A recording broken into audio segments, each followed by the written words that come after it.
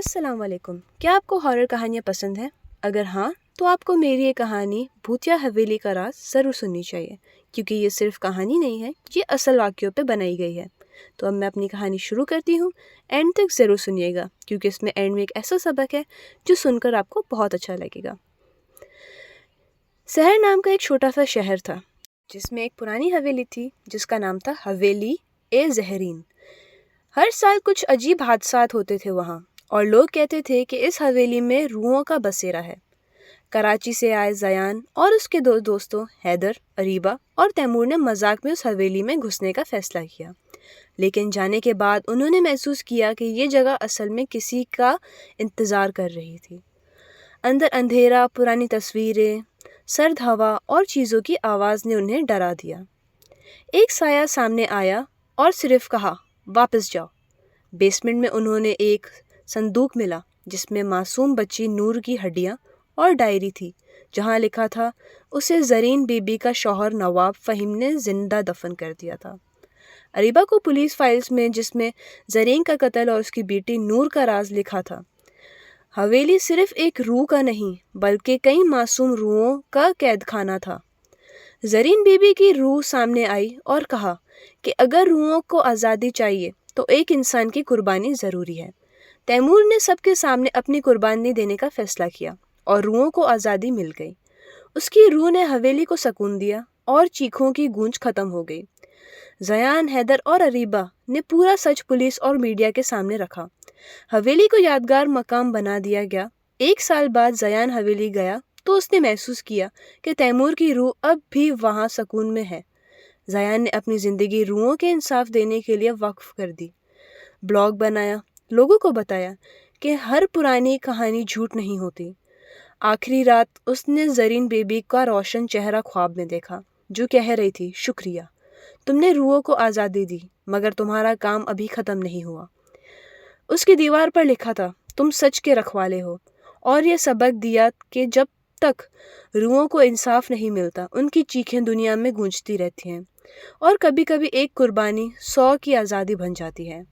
ایک دن زیان کو ایک پرانی ای میل ملی کہ ایک لڑکی نیہا کی جو ہمت پور نام کے گاؤں سے تھی. اس نے لکھا تھا، ہمارا گاؤں ایک پرانے مندر کی وجہ سے برباد ہو رہا ہے. رات کو چیخیں آتی ہے، لوگوں کا خون ہو جاتا ہے، اور ہر سال ایک لڑکی غائب ہو جاتی ہے. کیا آپ ہماری مدد کریں گے؟ زیان نے فوراً سفر کیا. ہمت پور ایک پرانا اور چھوٹا گاؤں تھا جہاں لوگ اندھیرا ہونے سے پہلے گھروں میں بند ہو جاتے تھے.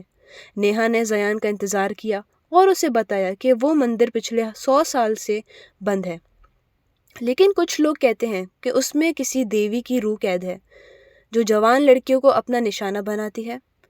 نیہا کی بہن بھی 1 سال پہلے وہاں غائب ہو گئی تھی. زیان نے اس رات نیہا اور اس کے چھوٹے بھائی کنال کے ساتھ مندر کے پاس جانے کا فیصلہ کیا.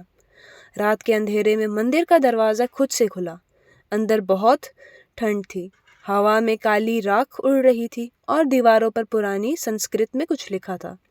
ایک مورتی کے سامنے ایک لڑکی کی چلانے کی آواز آئی، لیکن وہاں کوئی نظر نہ آیا. زیان نے نیہا سے کہا کہ اس کی بہن کی روح شاید ابھی زندہ ہے لیکن قید ہے. اگلی صبح زیان نے گاؤں کے بزرگ بابا تیج سے بات کی. بابا نے بتایا کہ یہ مندر ایک دیوی میناکشی کا تھا جسے لوگوں نے غصہ دلایا تھا. انہوں نے اس کی مورتی کو توڑ دیا تھا اور اس کی روح نے بدلہ لینا شروع کر دیا. ہر سال اسی دن جب اس پر ظلم ہوا تھا اس کی روح ایک لڑکی کو لے جاتی ہے تاکہ اس کا درد بانٹ سکے. زیان نے اسی رات واپس جانے کا فیصلہ کیا، لیکن اس بار نیہا بھی اس کے ساتھ چلی گئی. مندر میں انہوں نے ایک چھپا ہوا راستہ ڈھونڈا جو نیچے تہہ خانے تک جاتا ہے. وہاں ان کو ایک عورت کی روح ملی، سفید ساڑی میں، لمبی زلفیں، آنکھوں میں آگ. اس نے کہا، میں انصاف چاہتی ہوں، مجھے توڑ کر پھر پوجا گیا، مجھے سکون چاہیے. زیان نے کہا، تم انصاف پاؤ گی، بتاؤ کس نے کیا یہ سب؟ روح نے ایک پرانے گاؤں کا پنڈت کا نام لیا جو ابھی بھی زندہ تھا اور سب کچھ چھپائے بیٹھا تھا. زیان نے گاؤں کے لوگوں کے سامنے وہ ثبوت رکھ دیا، مورتی کے ٹکڑے، پنڈت کے لکھے ہوئے راز اور دیوی کے روح کے حوالے سے پرانی کتابیں. گاؤں کے لوگ ہل گئے.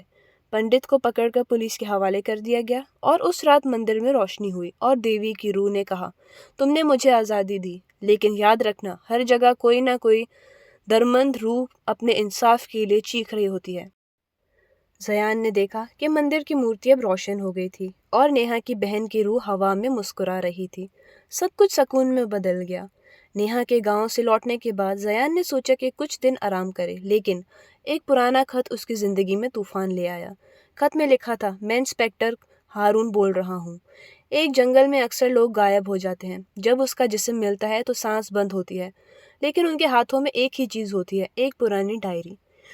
زیان فوراً تیار ہوا اور روات کے قریب والے جنگل کی طرف روانہ ہو گیا۔ جنگل بہت گہرا تھا، ہر طرف سے کالی ہوا اور عجیب سی خاموشی تھی۔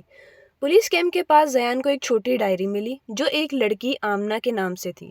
اس میں لکھا تھا، اگر کوئی یہ ڈائری پڑھے تو سمجھ لینا کہ میں اکیلی نہیں ہوں، جنگل میں کوئی ہے، میں نے اسے دیکھا ہے، وہ اندھیرا ہے، وہ سایہ ہے۔ اسی وقت ایک چلاہٹ گونج اٹھی، جنگل نے جیسے زمین کو ہلا دیا ہو۔ زیان نے دیکھا کہ پولیس کا ایک جوان غائب ہو گیا۔ زیان نے رات کا انتظار کیا اور جنگل میں اکیلا گیا۔ ہر پیڑ کے پیچھے اسے ایک ہلکی آواز سنائی دی، جیسے کوئی رو رہا ہو۔ اچانک اس کے سامنے ایک لڑکی آئی، لیکن اس کا چہرہ الٹا تھا، بال زمین کو چھو رہے تھے۔ اس نے کہا، واپس جا، ورنہ تو بھی ان میں شامل ہو جائے گا۔ زیان نے روح سے پوچھا، تم کون ہو؟ اس نے کہا، میں آمنہ ہوں، جسے اس جنگل نے کھا لیا۔ زیان نے ڈائری کے ذریعے سمجھا کہ جنگل میں پہلے ایک آشرم تھا جہاں پہ بچوں پر ظلم ہوتا تھا۔ ان ظلموں کو چھپانے کے لیے انہیں قتل کر کے جنگل میں دفنایا جاتا تھا۔ اب ان کی روحوں نے پوری زمین کو اپنا بنا لیا ہے۔ روحیں انصاف چاہتی تھی۔ زیان نے ایک بزرگ فقیر سے تعویذ لیا اور جنگل کے بیچ میں چلا کرنا شروع کیا۔ ہوائیں تیز ہو گئی، پیڑ ہلنے لگے اور روحوں کی چیخیں گونجنے لگی۔ زیان نے آمنہ کی روح سے کہا، میں تمہارا انصاف کروں گا، بتاؤ کس نے کیا؟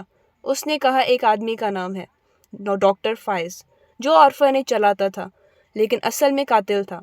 زیان نے پولیس انسپیکٹر ہارون کے ساتھ مل کر ڈاکٹر فائز کے خلاف ثبوت اکٹھے کیے، ڈائری، جنگل میں ملنے والے تازے نشان اور روحوں کی آوازیں ریکارڈ کی۔ کورٹ نے ڈاکٹر فائز کو قتل کے دوشی قرار دے دیا۔ اس رات زیان واپس جنگل میں گیا۔ جنگل پہلی بار روشن تھا، ہر طرف سے روحوں کی ہلکی سی روشنی نکلی، جیسے وہ آزاد ہو رہی ہوں۔ آمنہ کی روح نے مسکرا کے کہا، تم نے ہمیں انصاف دیا ہے، اب ہم سکون میں ہیں۔ زیان کی آنکھوں میں آنسو تھے، جنگل اب ایک یادگار بن چکا تھا۔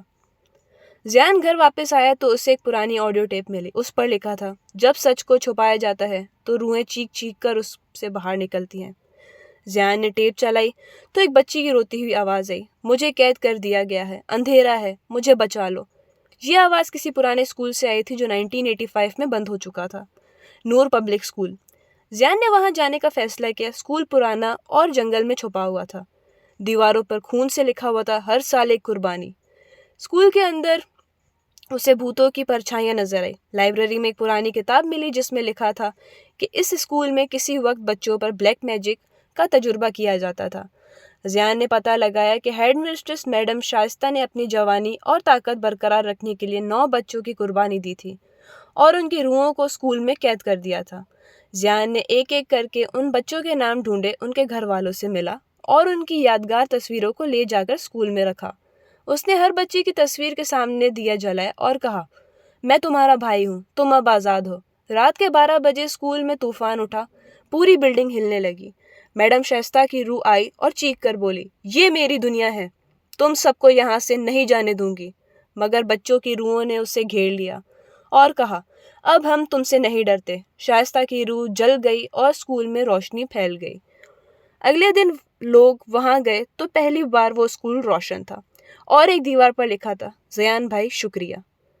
اگر آپ اس اسٹوری کو کنٹینیو کرنا چاہتے ہیں اور جاننا چاہتے ہیں زیان نے آگے کیا سولو کیا، کون سی اسٹوری سولو کی، تو مجھے ضرور بتائیے گا، میں آپ کو آگے بھی اسٹوری بتا دوں گی۔ میرے لائک کیجیے گا ویڈیو کو اور میرے چینل کو سبسکرائب کیجیے گا۔ شکریہ۔